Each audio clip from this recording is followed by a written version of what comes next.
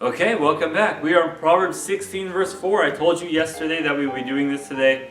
I said it was tough, but just because people take it the wrong way. It says, the Lord has made all for himself. That part's easy, right? Everything God made, he made for himself. He made for his own pleasure. And then it says, yes, even the wicked for the day of doom. Some people who call themselves Calvinists, who think that we don't have a say in our salvation, either we're saved or we're not, and we don't get to choose at all, which doesn't go with what the Bible teaches. Because if that was true, we wouldn't need to share the gospel, we wouldn't need to teach the Bible, we wouldn't need to bother doing the things of God, because it doesn't seem to matter on whether we go to heaven or hell eventually anyway, right? That's what they're teaching. That's just not the truth. But the Lord has made all for himself. He made you and he made me for himself, for his pleasure. The problem is the second verse where it says, yes, even the wicked for the day of doom. It sounds like he says, oh, I need someone to burn in hell, so I made some wicked people so that they will burn in hell. That's not true. God didn't make hell for the wicked. He made hell for his demons. Did he know that the demons were going to, or that some angels were going to rebel against him and become demons, and that people were going to follow them? Yes, he knew all of that.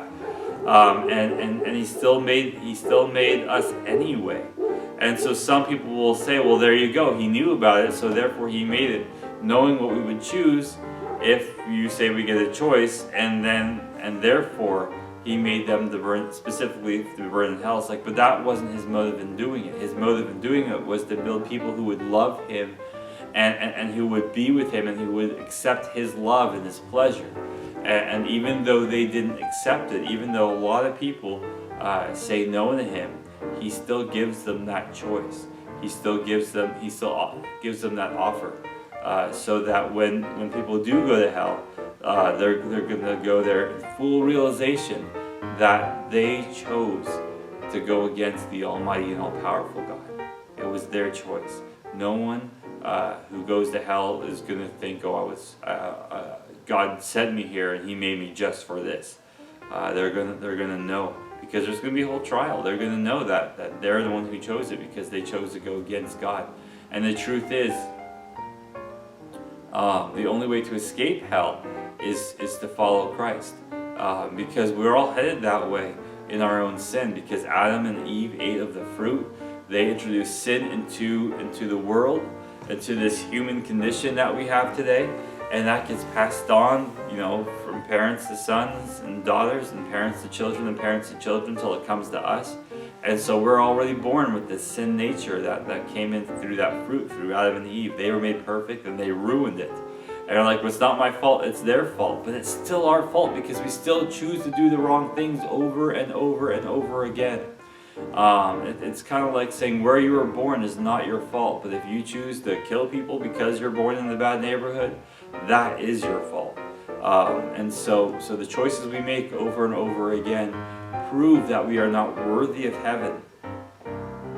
But Jesus, because he loves us so much, came and died on the cross for us, so that we could go to heaven, that we would be lifted up with him and be with him forever. And that is what God wanted. And it's hard for us to understand it. And I think of it in the way of economics, right? Because my brain just works that way sometimes.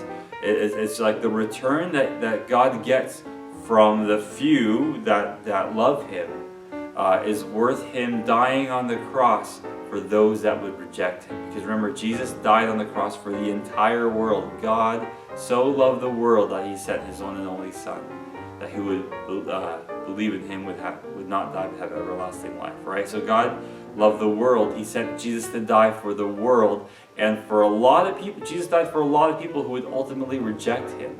And imagine how that would make you feel, right? If you're like, I'm sacrificing so much, and you just turn it down. You don't even do it, and it cost me so much to offer it to you. But for the few of us who do accept him, that was so worth it to him that he did it anyway. And how is it worth it? Why is it worth it? Why are we worth so much to him? We're not going to know till we get to heaven. But when we do, I'm sure it will become very apparent. Well, God bless you, and have a good day. I'll see you next time.